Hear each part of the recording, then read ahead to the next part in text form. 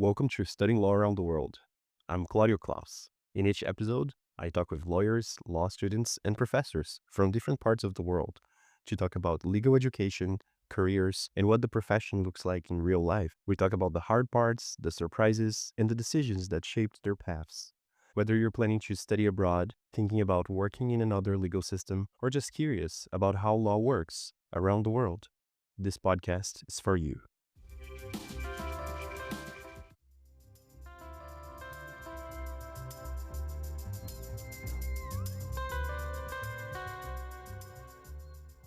This episode is proudly sponsored by the Inner Advocate with Lora McInturf, supporting lawyers and other business leaders around the world to transform important aspects of their work, to realize more impact in their careers, and feel more fulfilled in life. You worked so hard to get this far in the legal profession, but now you're facing a challenge that you cannot ignore. Is this what it all came down to? I don't like some aspects of this career. How do I manage this difficult person or a complex set of circumstances? Should I stay where I am, go somewhere else, or leave the legal profession altogether? And the biggest question, what do I actually want from my career, from my life? Enter Lora McInturf, a former international lawyer turned executive coach who has faced these questions herself, as well as worked with hundreds of lawyers and other business leaders from over 55 countries on the same questions. She helps lawyers like you and me to cut through the confusion and complexity and work through the real challenge. Is it time for a career transition? Is it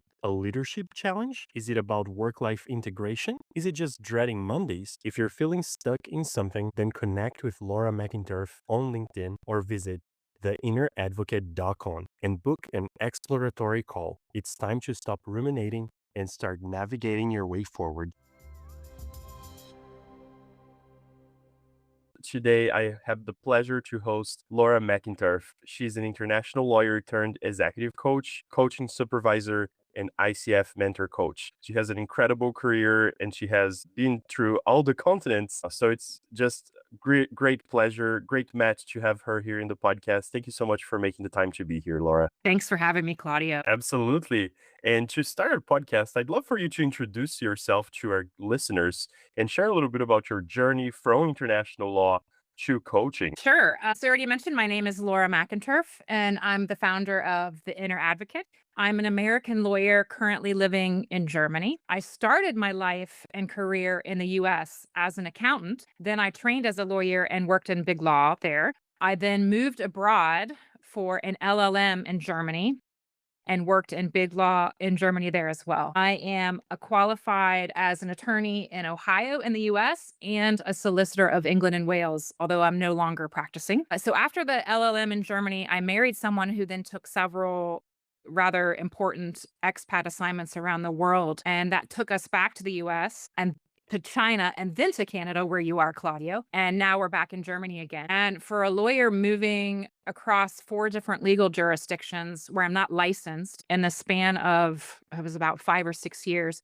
it really felt devastating for my legal career, or so I thought at the time. And I realized that I was not going to be able to practice the law in a conventional sense in my chosen life setup. And keep in mind, this was pre-pandemic. And when I was exploring my options, a friend suggested that I would make a great executive coach. I looked into it, didn't really even know what it was, and decided to go for it on the premise that, well, the worst thing that could happen was that I would develop myself as a person. And I fell in love with the work of coaching, and I combined it with my legal background, which is where my business name comes from, the Inner Advocate. And since then, I've coached hundreds of lawyers and other leaders from over 55 countries. And as you mentioned at the beginning, I'm also a coaching supervisor and an ICF mentor coach for other lawyer coaches. And I work 100% virtually, which means I can work anywhere in the world and I'm not limited to where I am licensed as a lawyer. So that was important. Amazing. Quite the path. I love that. If Thanks. we can start to drill in a little bit and learn more about those, experiences that you had throughout your life. I'm curious, when you first graduate, when you first start working, there's certain expectations and ideas and all things that come into mind. During your time at big firms, what did success mean to you and how has that changed for you over time? This is a great question because in law school, I completely bought into the big law narrative. Success to me at the time meant big firms, biggest and most complex deals, most money involved, and success in my mind was very external and easy to articulate. Prestige, challenge, titles, connections, money, all that kind of stuff. And what I ignored in that definition was the internal and, let's say, more difficult stuff to quantify or show. So, how I felt physically, emotionally, and spiritually.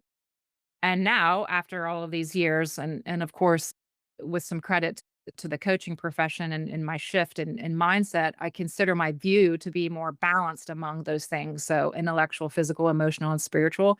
Of course, some of them are more difficult to see or measure. And so now what I would say, quote unquote, success means to me is I have very challenging work alongside consistent sleep. I eat well. I see my family often. I connect with what I feel is greater than me and more. And I have a lot of autonomy and flexibility around how I spend my life. And the shift has really been from external metrics to more of an internal focus to what I value around family, health, freedom, love.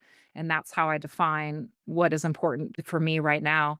And while others around my age, I won't disclose my age, I'm kind of in the middle. A lot of people at this stage can go through what people have described as a midlife crisis. And I kind of really describe what I'm in the middle of a midlife clarity. So it's been a pretty big shift. It's a great question. Amazing. That's incredible. And I can only imagine, having those expectations and that, part of life happening. And as you had just mentioned, when you move across countries, that can be, quite frustrating if you're, learning how to become licensed again. And then maybe it takes a whole nother year in the process. Then maybe you have another assignment and have to move somewhere else. So it's quite interesting to think about all those things along with those personal expectations and all of that you just mentioned. I think that's so interesting to hear more about alignment, more about what the real needs and what the definition of success can be for each of us. I love that you shared that.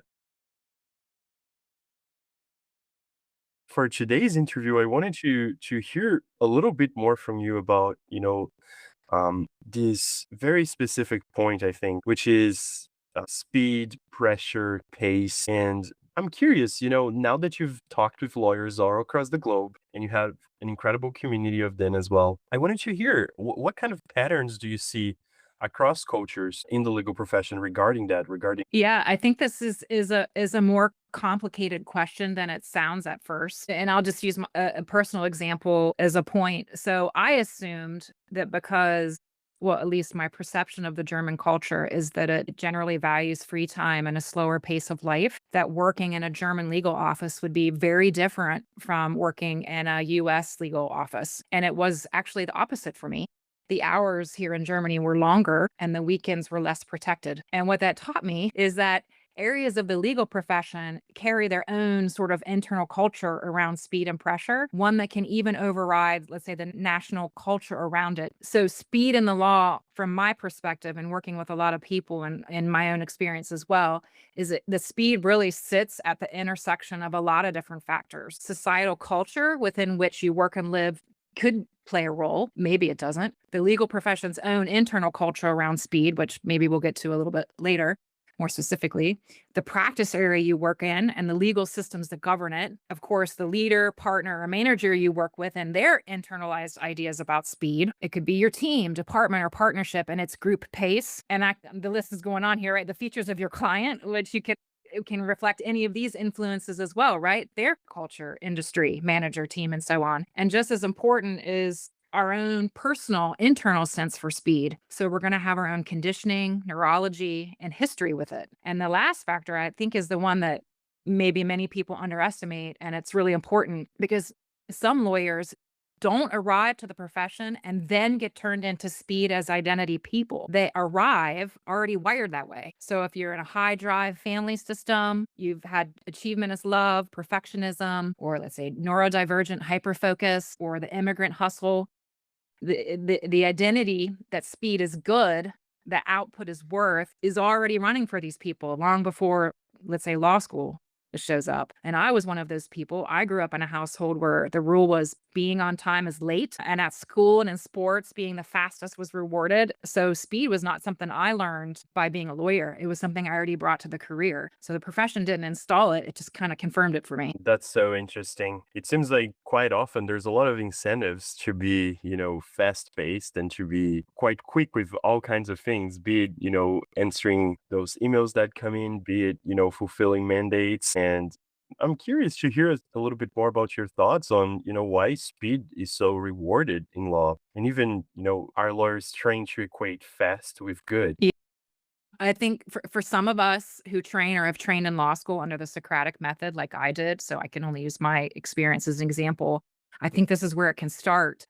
Being called on in law school, in my experience, meant being expected to have an immediate, confident answer. I mean, in some classes, you were allowed to pass once or something like that. But I got the implicit message from the first day, well, speed is competence. And for some lawyers, this is the moment when speed shifts from being a tool to an identity, right? So before law school, maybe being fast was a preference or strength, but by training as a lawyer, it can become something else. It's a signal of, do you belong? Do you belong in the profession? Are you good enough to be here? Are you a real lawyer?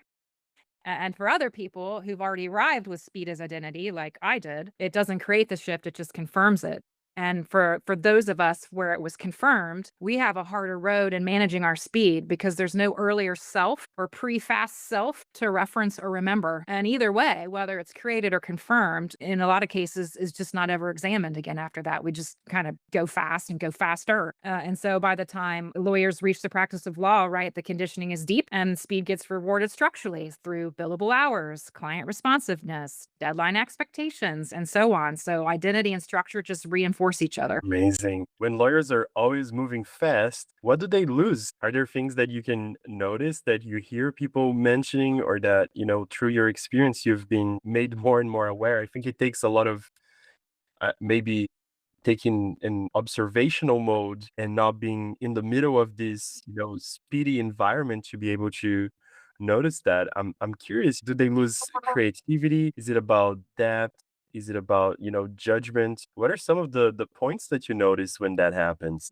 This is a good question. And I think you mentioned stepping back and observing some of coaching, not all of the time. We talk about the beliefs that we maybe aren't aware that we hold. And if we just step back for a second, I'm going to answer the part about what we lose when we move too fast. But if we go back and just look at the belief a little bit more, and I mentioned the one that I have held, which is speed is competence. And I'll add one that some of my clients also sometimes share, that hesitation is weakness. And to just challenge those ideas or ideas that are similar to those. Is hesitation weakness? Hesitation can be an intelligent first response. It's a signal that something deserves more attention. And figuring out what deserves your attention is worth understanding, not avoiding. The question is not, why am I hesitating, as sort of a self-criticism. It's, well, what is this feeling of hesitation telling me? And about speed as competence, the lawyer who always has an immediate answer may not be the most competent person in the room. Moving fast can be a sign of things like avoiding deeper fears, complexity, not knowing, or difficult emotions in the room. And to go back to your point, you asked about what lawyers could lose by moving too fast. When speed is seen as a tool, you can choose to deploy it when the situation calls for it and then set it down when it doesn't. So when speed is your identity, that choice is gone. And then that's when the costs start to accumulate across different career stages. So for example, junior lawyers, one of the major costs is your development. Speed means, yeah, you get through the task quickly, you send out the emails, you record your time or whatever else needs to be done. But maybe you miss becoming a well-rounded lawyer in the process. So you miss some nuances of the law, maybe opportunities for mentoring, building client connections over time, these kinds of things. And for senior lawyers, a cost can be in your leadership, the identity to serve you on the way up,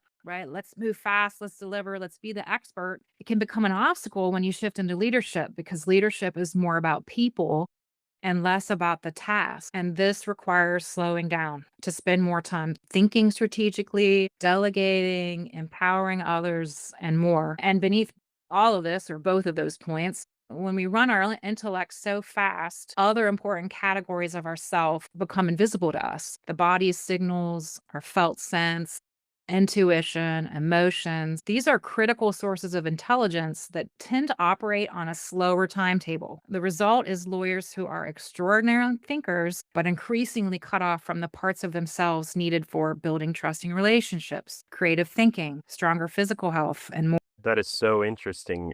As you were saying, my mind kind of wandered as well in the sense of Is there also a risk of, getting to the end of your career 30 years in and kind of realizing that it all just happened so quickly and that maybe, a lot of the attributes that you wanted to develop as a professional and as a person kind of got lost in the way?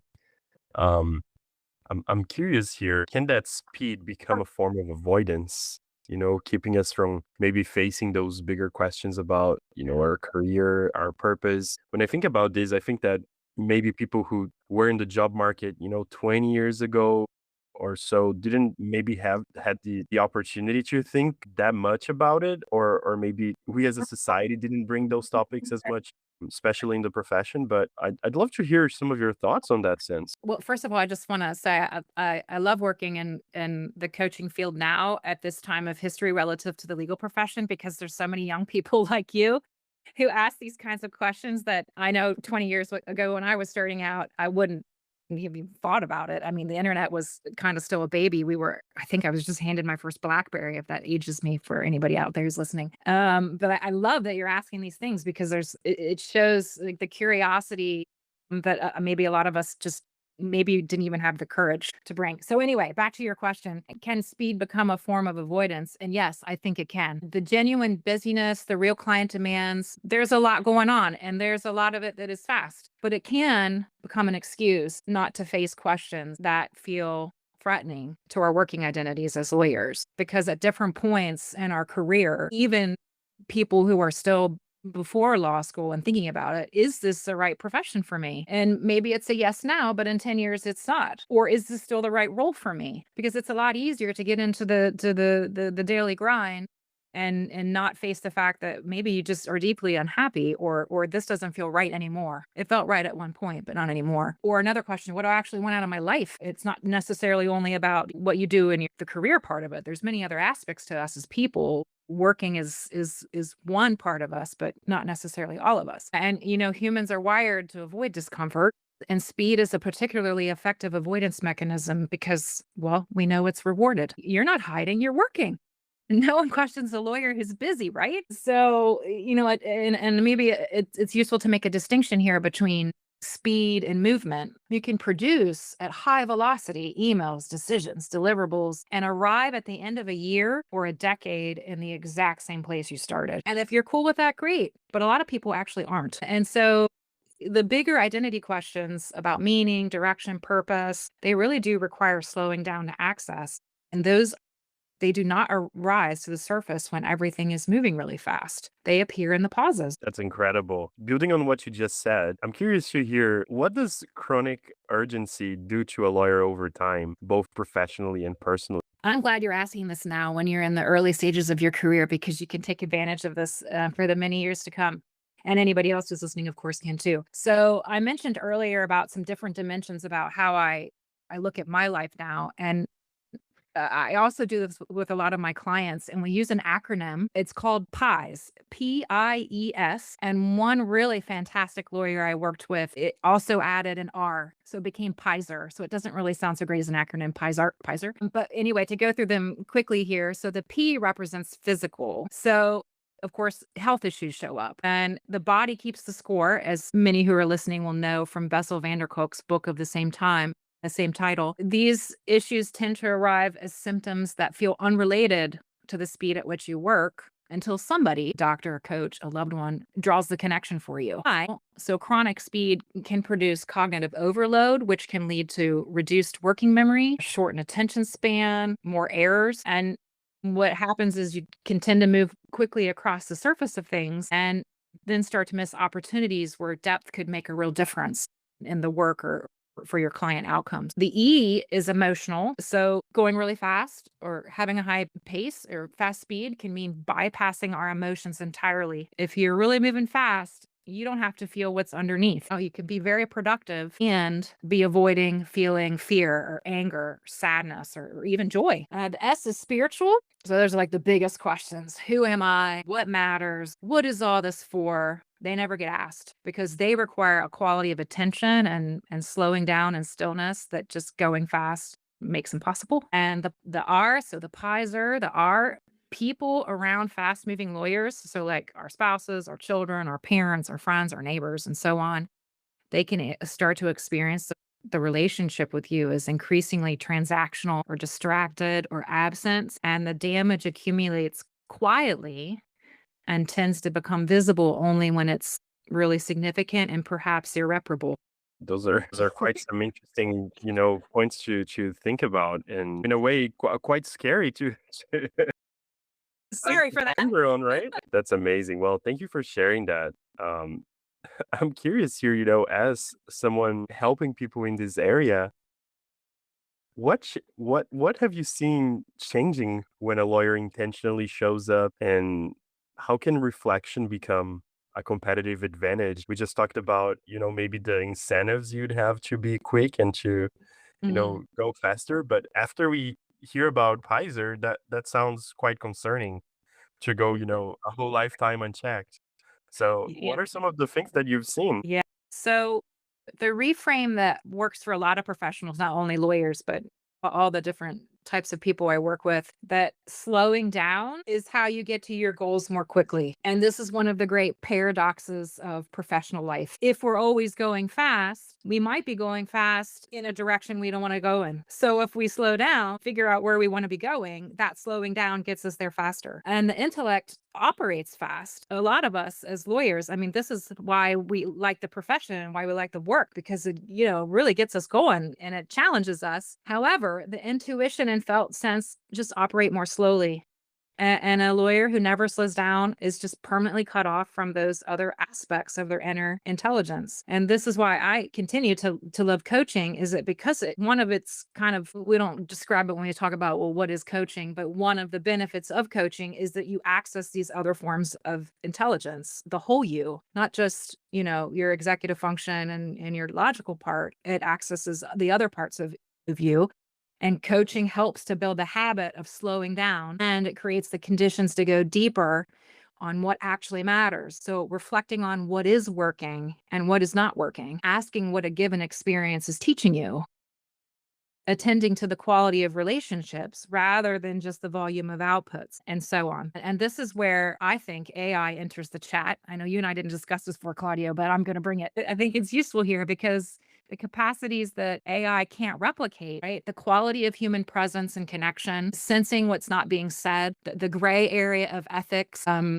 strategic use of silence, reading the room, the wisdom that comes from lived experience.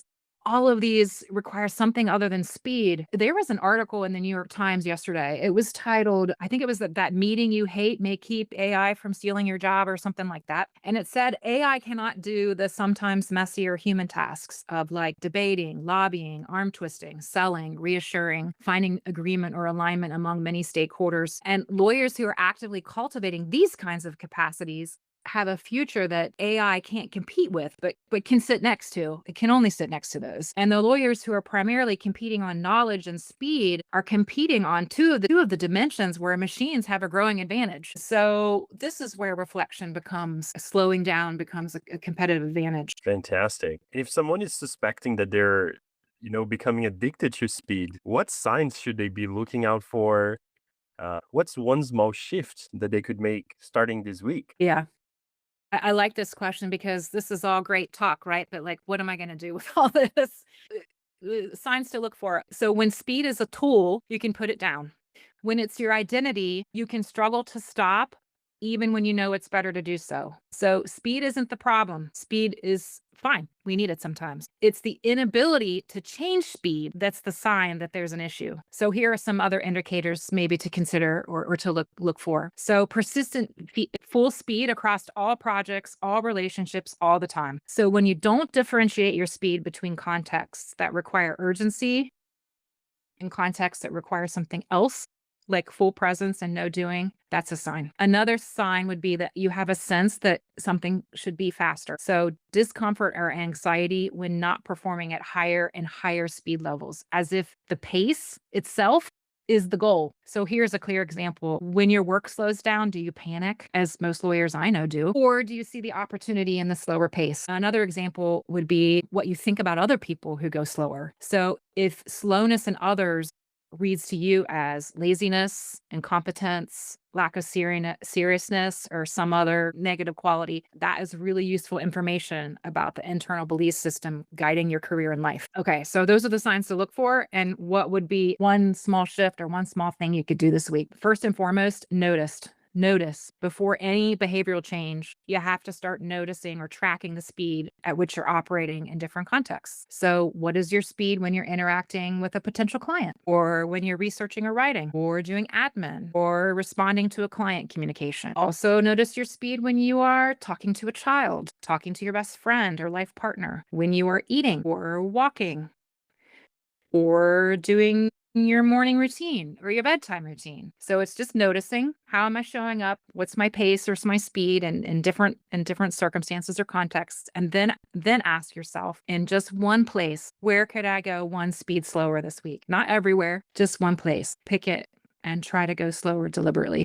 That's incredible. I'm thinking here, in the context of AI and really just speed in general. I feel like there's this point here that maybe we haven't had the chance to discuss more, deeply, but there's also a point about, developing that intuition, maybe a gut feeling for how some people like to talk about it. But since you've, branded yourself, your program, your company as the inner advocate, I want to hear about, the lawyer's inner voice. What happens when those lawyers learn or relearn to listen to their inner voice when they put into practice this, awareness of being too quick and then being finally able to use speed as a tool? What are some of the changes you've noticed in clients or maybe even in yourself as you've become more aware of it? Mhm.